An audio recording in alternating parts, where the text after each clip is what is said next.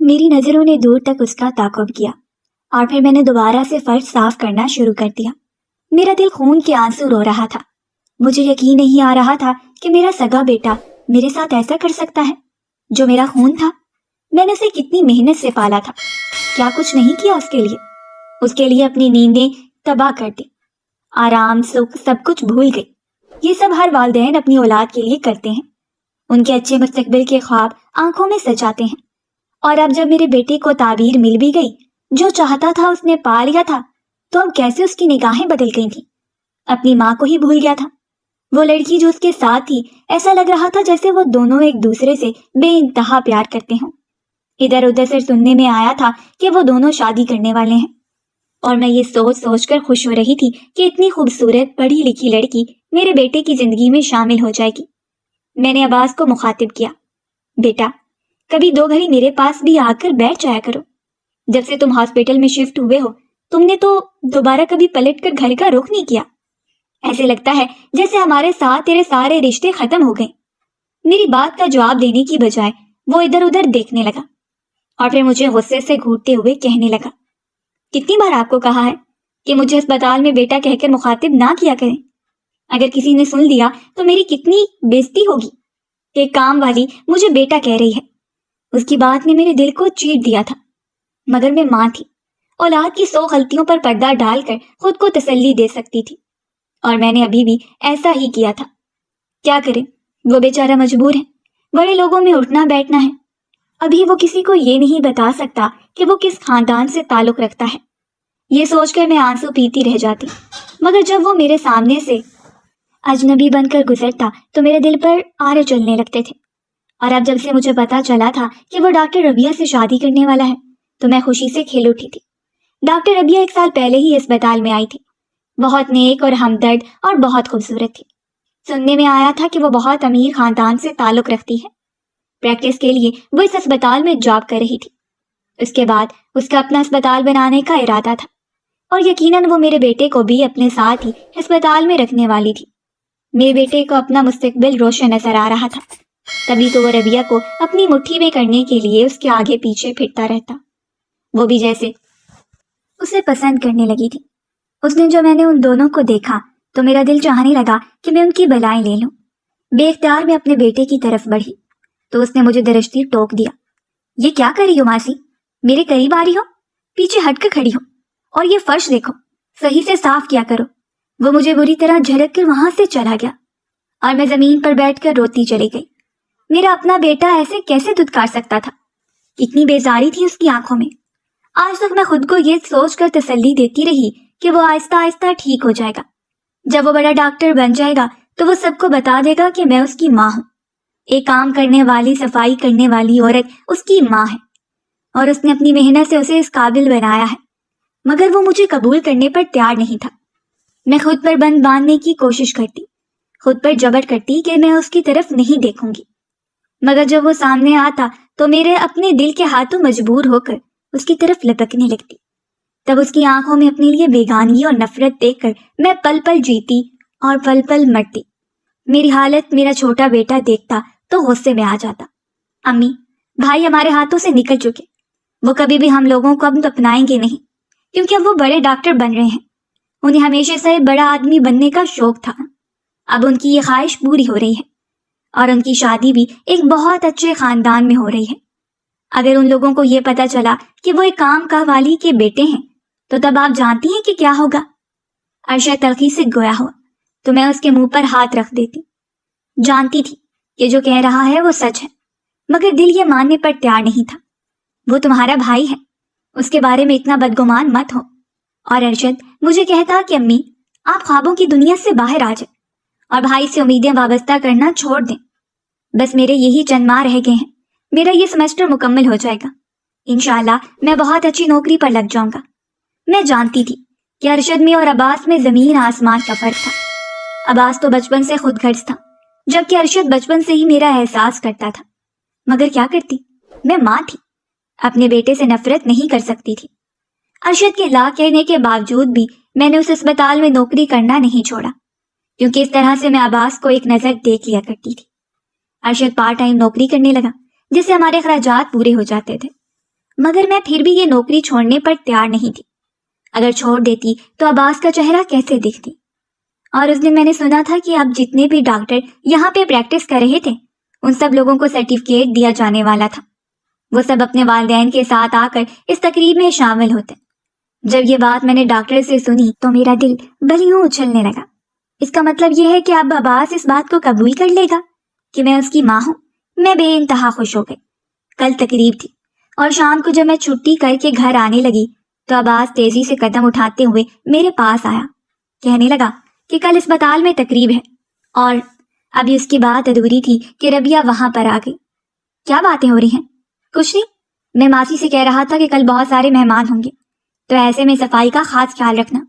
دکھ کی ایک شدید لہر میں نے اپنے پورے وجود میں محسوس کی تھی۔ جب میرا بیٹا مجھے ماسی کہتا تو مجھے بہت دکھ ہوتا، مگر میرا دل خوشی سے جھوم رہا تھا کہ کل سب لوگوں کو پتہ چل جائے گا کہ وہ میرا بیٹا ہے۔ مجھے یقین تھا کہ عباس یہی کہنے کے لیے میرے پاس آیا تھا کہ کل میں اچھے سے کپڑے پہن کر آؤں۔ گھر آئی تو میں نے اپنے نیا جوڑا استری کیا۔ ارشد نے مجھے یوں تیاریاں کرتے دیکھا تو ٹھٹک گیا۔ کیا ہوا امی؟ یہ تیاریاں کس خوشی میں کی جا رہی ہیں؟ کیا میں نے جب اسے عباس کے بارے میں بتایا تو وہ خاموش رہ گیا۔ امی، کل آپ چھٹی کر لیں۔ اس کی بات پہ میں گمسم ہو کر دیکھنے لگی۔ کیا مطلب؟ ایسا کیوں کہہ رہے ہو؟ تم اور کل میں چھٹی کیوں کر لوں؟ وہ نظریں چرانے لگا۔ بس ویسے ہی، آپ کی طبیعت ٹھیک نہیں رہتی اور اب آپ یہ نوکری چھوڑ دیں، کیا فائدہ خود کو تھکانے کا؟ مگر میں نے سر جھٹک کر اس کی بات کو نظر انداز کر دیا۔ کل میرے بیٹے کی زندگی کا سب سے بڑا دن تھا اور میں کیسے نہ اس کی خوشی میں شامل ہوتی، جبکہ مجھے تو سب لوگوں کے سامنے اس نے اپنی ماں کہہ کر بھی متعارف کروانا تھا۔ میں نئے کپڑے نئے جوتے پہن کر اسپتال گئی تو ارشد مجھے افسردہ نظروں سے دیکھ رہا تھا۔ تقریب شروع ہو گئی، سارے ملازم بھی وہاں پر جمع تھے، میں بھی ایک کونے میں کھڑی تھی۔ ایک ایک کر کے سارے ملازم سارے ڈاکٹروں کو سٹیج پر بلا کر انہیں سرٹیفکیٹ دے رہے تھے اور ان کے ماں باپ کو بھی سٹیج پر دعوت دی جا رہی تھی۔ میں تصور میں خود کو سٹیج پر دیکھنے لگی اور پھر عباس کو بھی سٹیج پر بلایا گیا۔ تب اس نے ایک چھوٹی سی تقریر کی کہ کس طرح سے اس نے محنت سے یہ مقام حاصل کیا ہے۔ مجھے اس کی بات بہت عجیب لگی تھی کہ اس میں کہیں ماں کی قربانیوں کا ذکر نہیں تھا، اور تبھی اس نے ایک نظر مجھ پر ڈالی، پھر میرے چہرے سے نظر ہٹا لی، پھر کہنے لگا کہ میں اپنی ماں کو سٹیج پر دعوت دیتا ہوں۔ اس سے پہلے کہ میرے قدم اپنی جگہ سے اٹھتے، میں نے ایک جدید تراش خراش لباس میں ملبوس ایک عورت کو سٹیج کی طرف جاتے دیکھا۔ وہ کہنے لگا کہ یہ میری ماں ہے اور آج میں جو کچھ ہوں ان کی وجہ سے ہوں۔ اس کے چہرے پر مسکراہٹ تھی۔ مجھے لگا کہ میں گر جاؤں گی۔ میری آنکھوں کے سامنے اندھیرا چھانے لگا۔ تبھی کسی نے میرا ہاتھ مضبوطی سے پکڑ لیا۔ پلٹ کر دیکھا تو وہاں پر ارشد کھڑا تھا۔ میری آنکھوں سے آنسو بہنے لگے۔ میں نے عباس کی طرف اشارہ کیا۔ وہ سرگوشی کرتے ہوئے کہنے لگا کہ میں نے اس لیے تو آپ کو منع کیا تھا کہ آپ آج چھٹی کر لیں، آپ کام پہ نہ جائیں، بلکہ آپ ہمیشہ کے لیے کام سے چھٹی کر لیں، مگر آپ نے میری نہیں مانی اور دیکھ لیں آپ کو کتنا کرب سہنا پڑا۔ وہ مجھے لے کر گھر آ گیا۔ یقین نہیں آ رہا تھا کہ کوئی بیٹا ایسے کیسے بدل سکتا ہے۔ مجھے آج بھی وہ دن یاد تھا جب میں جوانی میں ہی بیوہ ہو گئی تھی۔ میرے ساتھ 2 چھوٹے بچوں کا ساتھ تھا۔ یہ شکر تھا کہ میرے سر پر چھت اپنی تھی اور پھر کسی مہربان رشتے دار کی وسعت سے مجھے اسپتال میں نوکری مل گئی۔ تنخواہ اچھی تھی جس سے میں اپنا اور بچوں کا گزارا کر رہی تھی۔ عباس شروع سے ہی پڑھائی میں بہت اچھا تھا۔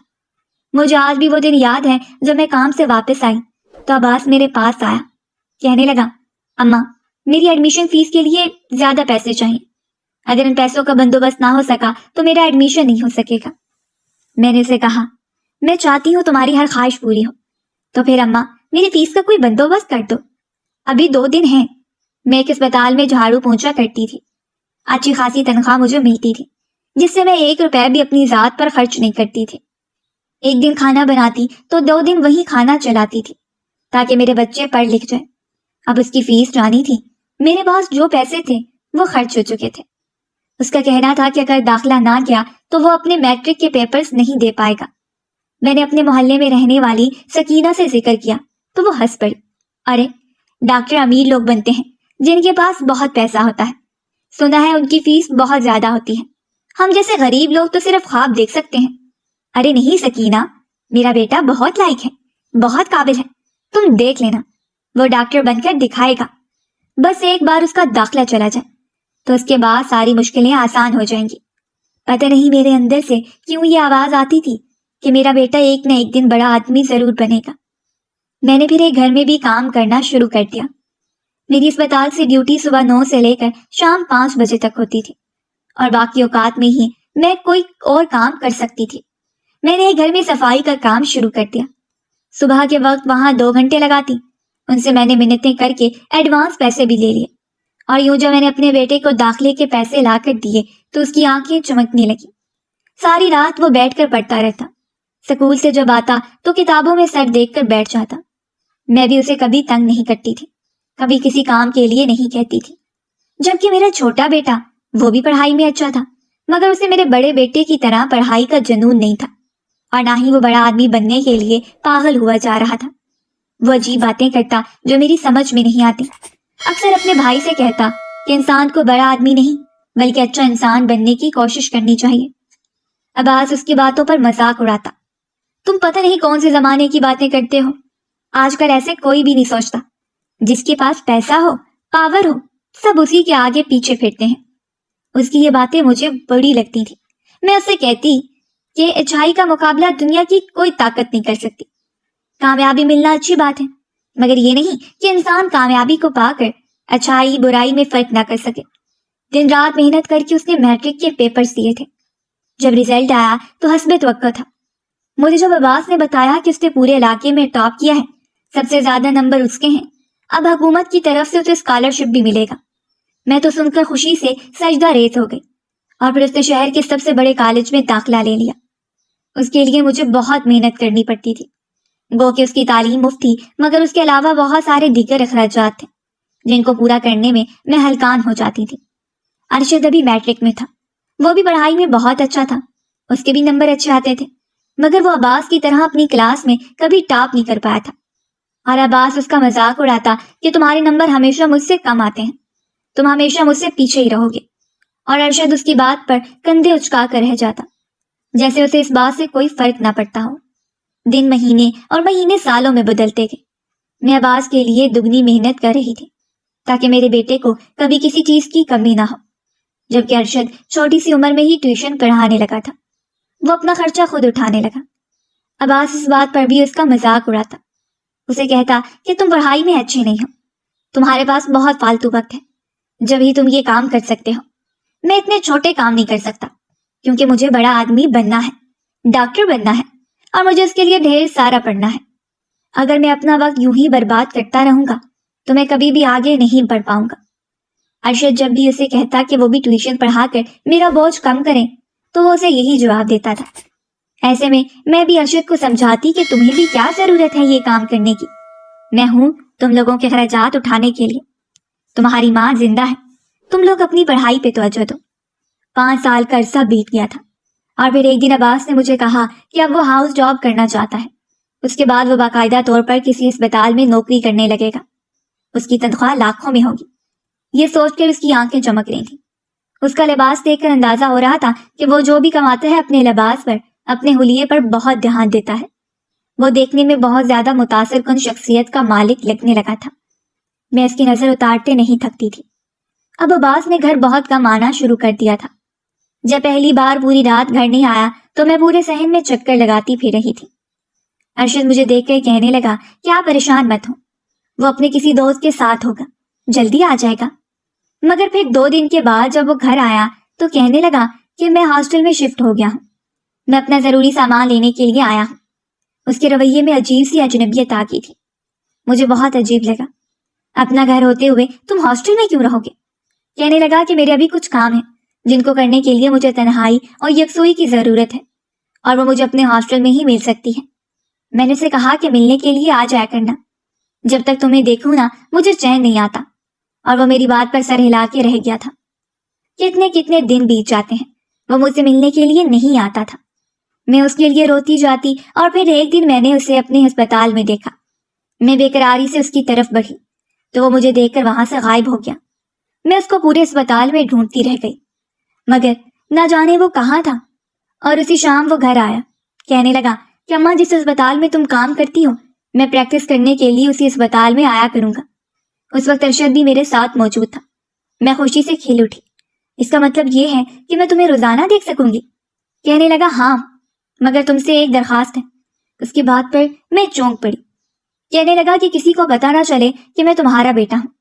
اماں تم سمجھ سکتی ہو کہ میں ڈاکٹر بننا ہوں، ایسے میں اگر کسی کو پتا چلا کہ وہ عورت جو اسپتال میں صفائی کرتی ہے وہ میری ماں ہے تو جانتی ہو کہ میری کتنی بے عزتی ہوگی۔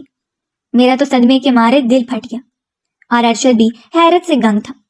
اسے بھی عباس سے اس رویے کی امید نہیں تھی، اور پھر میں نے وہی کیا تھا جو مجھے عباس نے کہا تھا۔ میں اسے ناراض نہیں کرنا چاہتی تھی، اب اسے اپنی آنکھوں کے سامنے روزانہ دیکھ لیتی، یہی کافی تھا۔ مجھے لگا تھا کہ وہ کبھی نہ کبھی سب کے سامنے اس بات کو تسلیم کر لے گا کہ میں اس کی ماں ہوں، مگر اب اس نے نہ جانے کس عورت کو اپنی ماں کہہ کر متعارف کرایا تھا۔ میری شناخت، میری پہچان اتنی حد تک آمیز تھی کیا میرے ساتھ اس کا تعلق اتنا ہی شرمناک تھا کہ وہ دنیا کو نہیں بتا سکتا تھا کہ میں اس کی ماں ہوں؟ جب میں گھر آئی تو میں پھوٹ پھوٹ کر رو پڑی۔ ارشد نے ایسے وقت میں مجھے سنبھالا، کہنے لگا کہ بھائی تو شروع سے ہی خود غرض ہے، اور کچھ آپ کی محبت نے انہیں ایسا بنا دیا۔ آپ نے بھی ان پہ احساس ذمہ داری نہیں ڈالی، کبھی اپنی قربانیوں کے بارے میں انہیں آگاہ نہیں کیا۔ اگر ساتھ ساتھ آپ انہیں بتاتی رہتی کہ آپ ان کے لیے کتنی محنت کر رہی ہیں تو شاید ایسا نہ ہوتا۔ بہرحال جو بھی ہے، مجھے بھی بھائی کے رویے کا بہت افسوس ہے۔ کچھ دن تو میں چھٹی پر رہی تھی، مگر جب پھر سے میں نے کام پر جانا شروع کر دیا تو ارشد کو بہت غصہ آیا۔ پتہ نہیں اماں آپ بات کو سمجھتی کیوں نہیں ہیں؟ آخر کیوں جاتی ہیں؟ وہاں کیا ملتا ہے آپ کو اپنے زخموں کو کرید کے؟ میں ممتا کے ہاتھوں مجبور تھی، میں اپنے بیٹے کو اپنی آنکھوں سے دیکھ تو سکتی تھی، اور اس سے زیادہ مجھے کچھ چاہیے بھی نہیں تھا، مگر یہ بات ارشد نہیں سمجھ سکتا تھا۔ یہ اسی دن کی بات ہے جب میں کام پر آئی تو ایک طرف افراتفری مچی ہوئی تھی۔ میں جب وہاں پر پہنچی تو دیکھا عباس خون سے لت پت تھا، ڈاکٹر اسے ایمرجنسی وارڈ میں لے کر جا رہے تھے۔ میں بری طرح سے چلانے لگی۔ میں نے اتنے ٹائم سے یہ بھرم قائم رکھا تھا، عباس کی بات مانی تھی، کسی کو بتایا نہیں تھا کہ میں اس کی کیا لگتی ہوں، اور اب جب اسے اس حالت میں دیکھا تو میں خود پر قابو نہیں رکھ پائی۔ ڈاکٹر ربیہ اور ڈاکٹر مجھے اس طرح روتے دیکھ کر حیران رہ گئے۔ کیا بات ہے ماسی، تم کیوں اتنا رو رہی ہو؟ کیا تمہاری ڈاکٹر عباس سے بہت اٹیچمنٹ ہے؟ کیا انہیں تم پہلے سے جانتی ہو؟ پھر جب میں نے انہیں بتایا کہ وہ میرا بیٹا ہے، میں نے کتنی مشکل سے اسے اس مقام تک پہنچایا ہے، تو ان کا منہ کھلے کا کھلا رہ گیا۔ کہنے لگے کہ ڈاکٹر عباس نے تو اس بات کا ذکر نہیں کیا، اور میں نے روتے ہوئے انہیں ساری بات بتا دی۔ اس وقت عباس کو خون کی سخت ضرورت تھی، اور بر وقت اسے خون دینا بھی بہت ضروری تھا۔ اس کا بلڈ گروپ کسی کے ساتھ میچ نہیں ہو رہا تھا۔ میں نے ان سے کہا کہ وہ میرا بیٹا ہے، میرا بلڈ گروپ اس کے ساتھ میچ ہو جائے گا، کسی بھی طرح سے کر کے میرے بیٹے کو بچا لو۔ میرا بلڈ گروپ اس کے ساتھ میچ ہو گیا، مگر ڈاکٹرز میرا خون اسے لگانے پر تیار نہیں تھے۔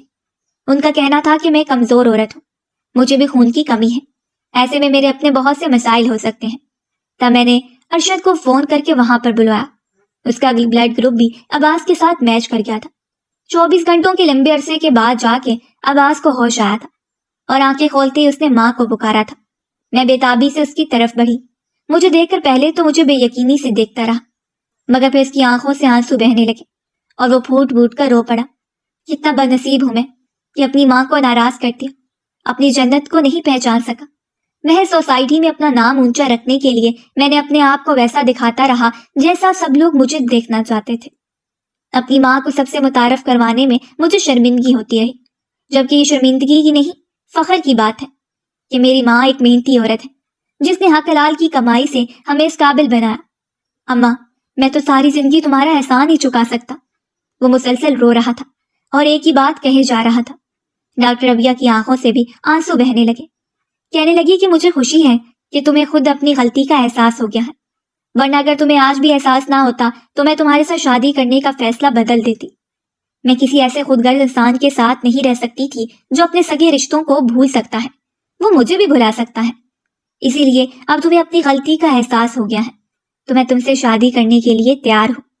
عباس کے ٹھیک ہونے کے بعد میں نے ان دونوں کی شادی بہت دھوم دھام سے کر دی، اور وہ دونوں ایک دوسرے کے ساتھ ہنسی خوشی زندگی گزارنے لگے۔ میں اپنی قسمت پر نازا تھی اور ہر لمحے اللہ کا شکر ادا کرتی تھی کہ اس نے میرے عباس کو آج اس مقام پر پہنچایا اور وہ ایک قابل انسان بن گیا۔